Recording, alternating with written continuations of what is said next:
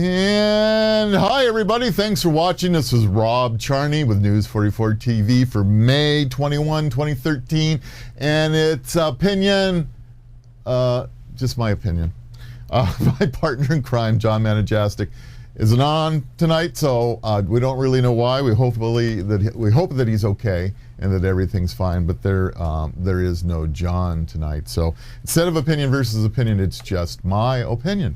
And those of you that know me, and so far we have a whole great one person watching. It's myself. I'm watching myself. So I don't know. Hopefully you go back and watch this show on the archive site, because I don't know what to say. I thought this was pretty important tonight because one of the things I wanted to talk about, it was an article written by Richard Greenwald, who is a professor at St. Joseph's College in Brooklyn. And I got to tell you, I think he hit it on the head about our economy. And he's got a lot of talking points in here, and I've kind of highlighted some of the stuff. And I think it's important to share it so that you understand a little bit what's going on with the economy. And it has to do with the fact that small businesses, entrepreneurs such as myself, or individuals, small companies, we represent over 31% of the workforce in the United States. And that's over 31%, almost 40% of the economy in itself, driven by small businesses and entrepreneurs and individuals. And that's a huge number. And one of the issues we're having is that this country has always been founded on the backbone of the small businessman, the individual, the entrepreneur, the inventor, whatever it may be. And that's been the backbone of the country. And we've lost some of the incentives that were in the tax code that did help us spend the money to try to make the money, to try to stimulate the economy. And there's some important things to understand about the tax code, what's happened here. So the growth of freelancers, and we call ourselves freelancers and businesses, is stymied by our tax and labor codes. The American employment-based benefit system dates to World War II, when wage freezes made it hard for large companies to attract quality workers. And that's when a company like U.S. Steel began to offer health care and other retirement benefits to attract workers. The self-employed can't get unemployment. I can't go and I decide my show's not going to make it, so we're going to go offline and close the door. I cannot collect unemployment. I don't have that ability to do that. Such as most of you out there that are either federally, state employed, or employed by a large company, you get that unemployment. And also consultants, which we're all part of, on average earn about a third less than people in similar jobs at companies, and that's according to the IRS. So we really got to do something, and Congress needs to reenact the Small Business Jobs Act of 2010. Okay, and Professor Greenwald points this out, that this piece of stimulus, which expired at the end of last year, allowed freelancers to fully deduct their health premiums before assessing Social Security and Medicare tax. That lets amend federal labor laws to cover non-payment to consultants so they can have recourse through Labor Department rather than suing in small claims court.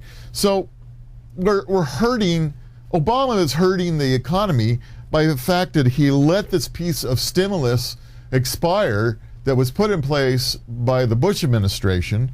And here he is talking about what a great job he is in what a great job he's doing in stimulating jobs, and yet there was a great piece of legislation that was really good that they let die and haven't brought forward. Millions of self-employed shouldn't have to struggle so hard, as these individuals represent the single greatest source of job creation today and likely in the coming decades. Supporting them will only strengthen the recovery. Easing the burdens might just help make the leap from struggling solo business to healthy small employers, creating even more jobs. So we had talked under opinion versus opinion about how do we stimulate jobs. And those who've been watching know that I feel that we need to do something to grow the economy similar maybe to what we did in the Great Depression. The problem is the talk is that most of the utilities and most of those jobs that were used have gone union and or have gone private. And that has created a problem where we can't just say, all right, we're going to put all you unemployed people to work in some form or another. That's how our infrastructure got built. That's how our roads got built. That's how our dams got built. That's how the water projects were done. That's how the telecommunications grew. The public was hired under the WPA program to build and stimulate the economy, and we need to do something like that again. And I think this article by Professor Greenwald said it succinctly, that what's happening is that the tax burden on us small employers or freelancers or independents or consultants, whatever you want to call us, is killing us because we get no breaks. Nothing like you do in the large companies. There's no tax breaks for us, no incentive on medical care. I think most of us small employed people can't even afford medical care for ourselves. So I've been carrying my own medical for my wife and myself for all these years. And let me tell you something, it's a lot of money. It's a huge amount of money. It's more than my mortgage. And it's not unusual for many people to have the same situation. So, on the economy, I can't say anything more than we need to find ways to stimulate it.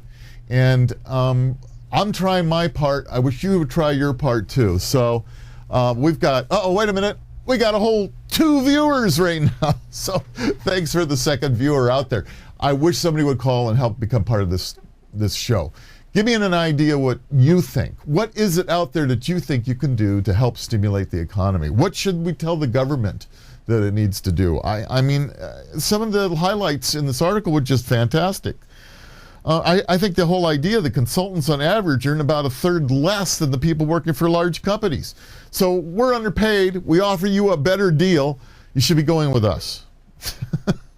So anyway, that's my opinion on how we should help boost the economy, stimulate the economy a little bit. The tax code is just killing the small businessman, and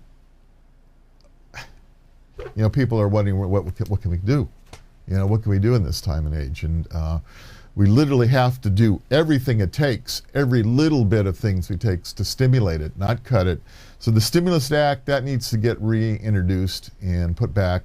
And I think tax breaks need to be introduced for the small business person who invests money to build whatever they need to build to run a company. Example, our studio, Old Guy Tech TV studio, cost us this equipment that you're watching us on right now. This is not one little $100 camera sitting there running.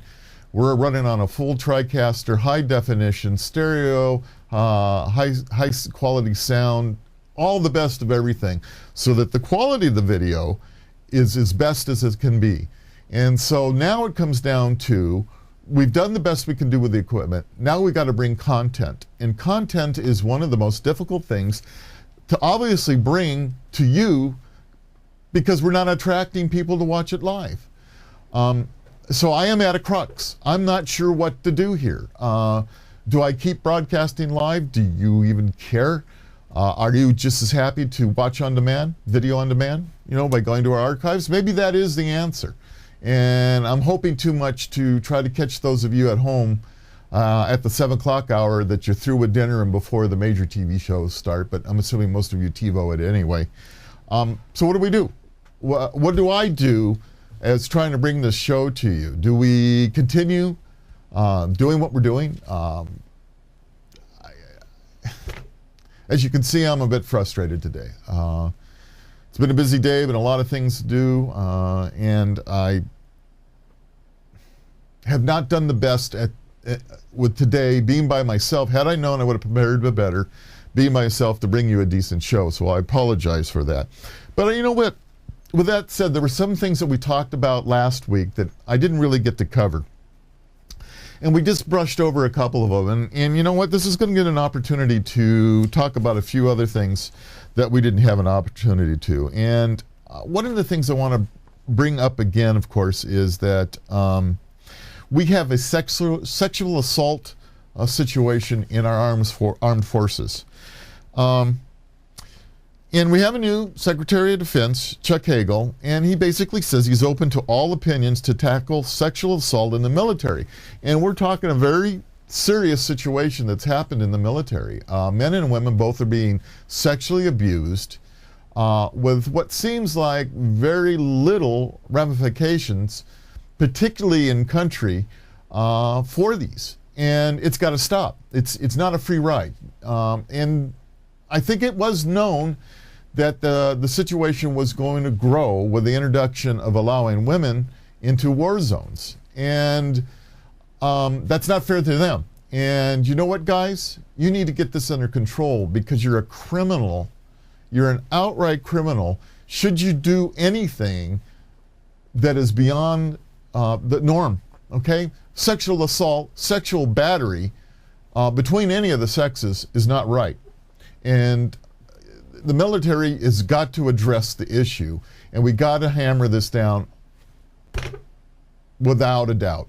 Now, we're an all-volunteer army, all-volunteer military. That means if you're an active military individual, you volunteered to give a number of years of service to your country. You did not volunteer to go and be able to sexually harass or abuse other members of the service. Get your friggin' acts together and just, cut it out. And better yet, the military needs to do a better job of prosecuting these people, investigating the allegations, and get them prosecuted. And you know what? They need to spend time in prison. And let it be a military prison on top of that. We've got to stop it, folks. We've got to do something about it. And I'm hoping to do a better show on this subject alone sometime soon. I have a friend that's got a situation, and I'm hoping that at some point in time he will share the story with us and that we can talk about it with greater knowledge than what I'm able to bring you right now. The IRS targeting the Tea Party. Last couple of weeks, Matajastic said it's a non-issue. It's been happening forever. We shouldn't even talk about it. And I can't disagree with it more. I think this is an example of the bully pulpit taking a situation, somebody in the IRS, in the higher-ups, and it's coming out more daily, took advantage of their position and said, we're going to scrutinize the 501c3s being applied for, and we're going to drag out the process for years. I happen to know that locally in the Tea Party of the Foothills, that it took them 2.5 years to get their 50c3 status. So that's their tax-free status. And it's perfectly legitimate. There is no reason or excuse that the IRS should drag their feet and take years and years and years to get these approved. This is nothing but abuse. And if they did target specifically the Tea Party, then I think a law has been broken here. And I think some prosecutions need to be done. I think heads need to roll. I think things need to change. I think the atmosphere needs to change at the IRS. And wasn't it not too long ago that we heard that it was going to be the friendlier, nicer IRS? Is that not what they said? It was what they said. Well, I don't see anything friendlier or nicer about the IRS. I can tell you that right now. And something better happen about this, and we're going to hear more and more. Mark my word, as every week goes by, more and more is going to come out about this. And I think just having the temporary head of the IRS that was there resign and another temporary put in his position is not the solution. We've got to get somebody into the IRS that's not afraid to kick ass, take names, straighten the IRS out, and make it fair. That's my opinion on that. California, one of the other things that I wanted to talk about is the unlimited, huge numbers of anti-gun friendly, anti-ammunition, anti-hunting bills that we're facing here in California. It's absolutely ridiculous. And if you listen to the news in the last few days, and there's been a lot of damage done by hurricanes and tornadoes and other things in the country, and I understand that. So your focus is not on certain issues. But California now is requiring all manufacturers of new firearms that come into the state of California be used with what's called the micro-stamping. What micro-stamping is taking micro dots placed on the head of a firing pin so that when it hits the primer, it leaves an identification mark. It's fine in theory, but it doesn't work 100% of the time. The bill's ridiculous. It does not affect, of course, any of the guns that are already out there. And if you really wanted to, when you bought that gun, and it's a brand new gun, you ever heard of sandpaper? A little bit of a file? Micro-stamping's gone. There's no identification there. And guess what's going to happen? Manufacturers have already said in great numbers that they will not produce firearms with the micro-stamping technology. So once again, California is getting screwed, and we will not have manufacturers making guns in California so that you and I can buy them. It's not going to happen. What a better way to make an anti-gun state I couldn't think of myself. Make it impossible, make it where manufacturers just will not sell guns to a state, and California has done that. And on top of that now, they're talking about banning any lead ammunition for hunting. What's next? It'll be any lead ammunition. There is no issue with lead. Lead is a non-issue when handled properly and dealt with. Lead is used in all the ranges throughout the country. It doesn't go anywhere. In many cases, it's remined and reused and taken care of. It doesn't get into the systems. Okay? This whole lead situation is just another example of how anti-gunners are going to go after you, because the Second Amendment, unfortunately, does not cover ammunition. It only talks about the firearms. So, you know what one of these bozo-head knuckleheads did? They said, oh, you don't need lead. Make it all copper. Have you ever read what armor-piercing ammunition is considered? It's any solid metal that can be used to pierce steel. A full copper bullet would fit into that category. So you dumb-nutted wit going out there and saying, hey, make it all out of copper? You don't know what the hell you're talking about. And it's not going to help a damn thing. Not a damn thing. All it's going to do is screw up the ammunition supply more than it is already. Have any of you tried to go out there and buy ammunition? Have you gone to Walmart? Have you gone to Cabela's? Have you gone to Shoals? Have you gone to Dick's? Have you gone to Pro Bass Shop? Have you gone to your local store? Do you see any ammunition on the shelves? Do you think this is on purpose or just the nature of supply and demand? If your theory is, they're trying to get all the ammunition away from us, then okay, you'd be a conspiracy theorist and say, hey, the government's doing this on purpose. Why is Department of Homeland Security buying so much ammunition? What the hell do they need it for? We're still waiting for answers on that. Millions and millions and millions of rounds going to Homeland Security, being dropped off at agencies that don't even need it. And yet, some of the local agencies, your sheriff's department, your police department, they too are having difficulties getting ammunition. What's with that? Try components. Are you a reloader? Good luck in getting primers and powder.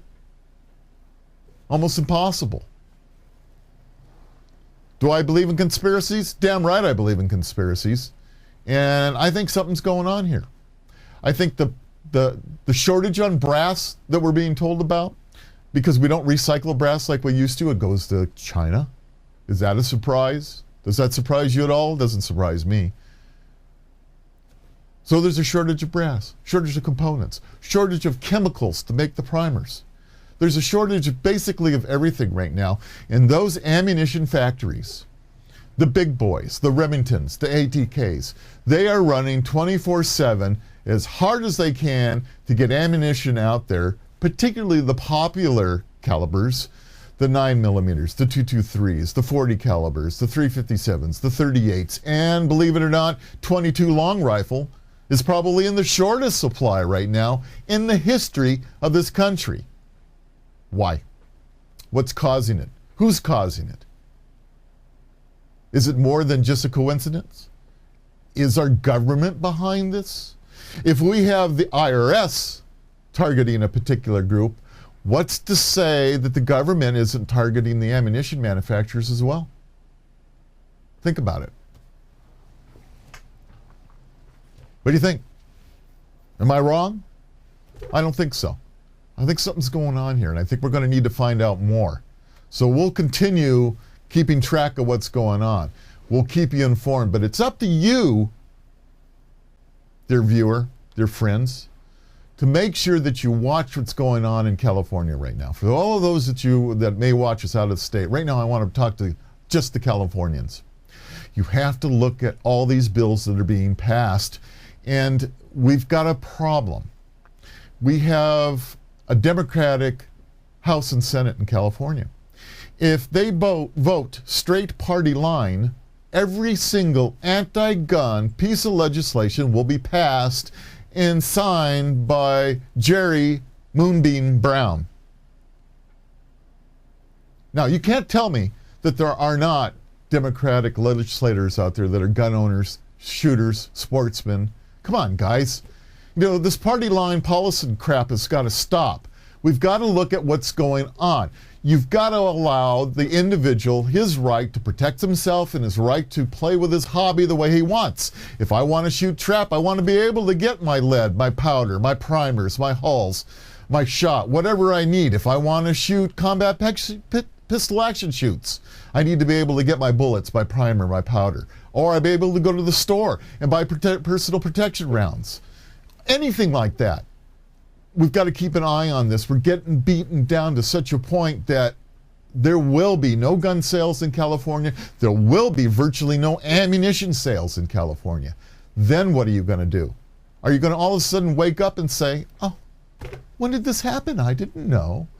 When the first anti-assault weapon bills were first passed in California, we were so divided in this state that it just passed without a problem. Because why? Because it was black, it had a detachable magazine, it had a flash suppressor, it had a pistol grip. That was the only difference between it and any of the other guns. And it's still going out there that, you know, you have to eliminate something to make it to be a California legal gun. And you can only remove your 10-round magazine with a tool. Why? And why are you letting it just happen? Why do we continue to vote these numbskulls in? Democrats out there, do me a favor. Think about this. Aren't you a sportsman? Don't you care? Do you want to be able to have ammunition in your guns in California? Or do you think, are you one of those that actually think that the police are there to protect you? Think about it. I've done about 15 shows with the sheriff of El Dorado County. What has he told us? The first line of defense is you. We can't stop that. I'm not going to turn it over. I'm not turning my guns in. Get a brain, guys. Get a thought out there. All two of you watching me live. Thank you. All right. On another issue. Syria.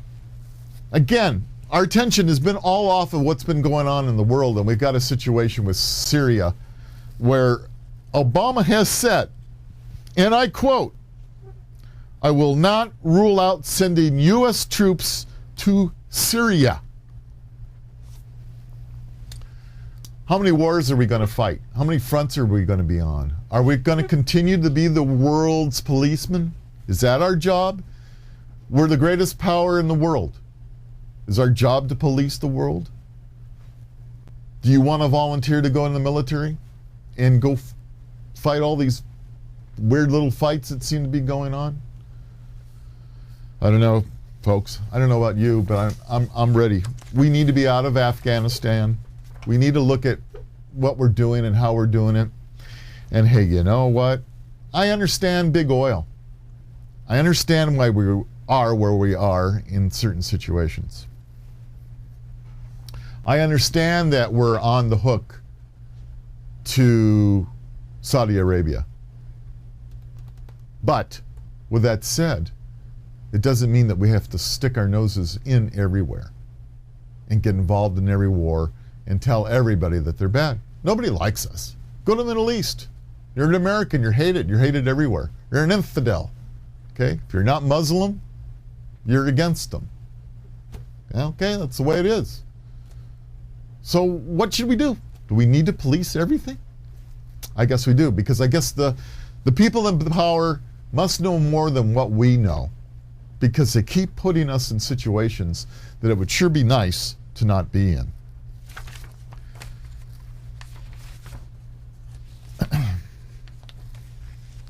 Have you checked your Medicare situation when Obamacare comes into effect January 1? Have you looked at what's going to happen with Medicare Parts A and B? All I can tell you is that you need to start looking at what some of the hospitalization coverages are going to do when Obamacare kicks in and what's going to happen with Medicare. I feel sorry for any of those out there that is just going to totally rely on Obamacare. Because it's not going to cover a lot of stuff, and we're not 100% certain what it's going to cover as far as the Part D on the drug version also. So for all of us that are reaching the age of Medicare, you need to start paying attention to what's going on and how is Obamacare going to affect us, and get ready for it. You're going to have to get a supplement plan of some type. I don't think there's a choice. You're going to have to figure it out. But we've got an issue, and again, unfortunately, Obama is floating some major changes to Medicare Parts A and B, and which is not making his own people happy.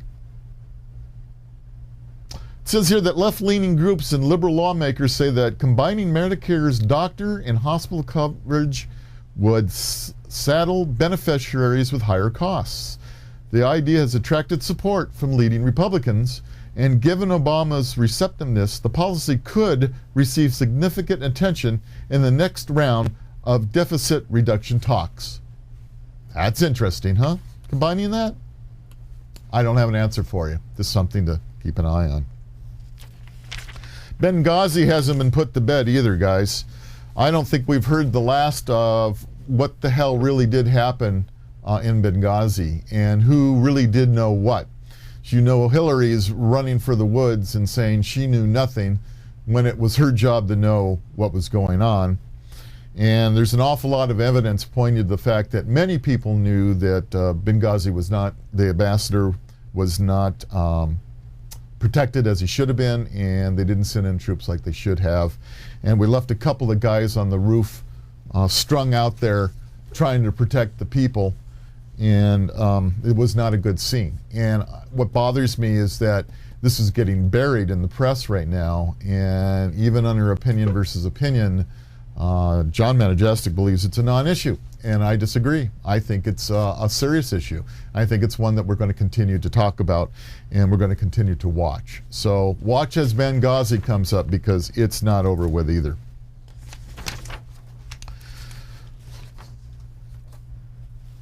Under that Benghazi deal, you know, what really brought it out was a whistleblower. And you know what happens, that seems to happen to whistleblowers in the military. They seem to get transferred or booted out or given a less than, I think the term is less than ideal dismiss or discharge from the military. Dishonorable discharge is one of them. And that's happened, I think, to this whistleblower here who has brought up a lot of the information on Benghazi. So we're going to have to see what goes on. You know what? I don't really have a whole lot more to talk about tonight. I expected a little bit more in the show. I was really hoping to concentrate on the economy, but we didn't get very far with that. And of course, I went off one of my tirades again on the gun issue. I apologize, but hey, I want to thank you for taking the time, all two of us, for watching the show live. But you know what? The show will be in the archives. Look it up. Watch Rob's rants. Maybe that's where it belongs. And I want to thank you for spending the time to watch Opinion versus Opinion. This is Rob Charney for News 44 TV. We'll see you next time.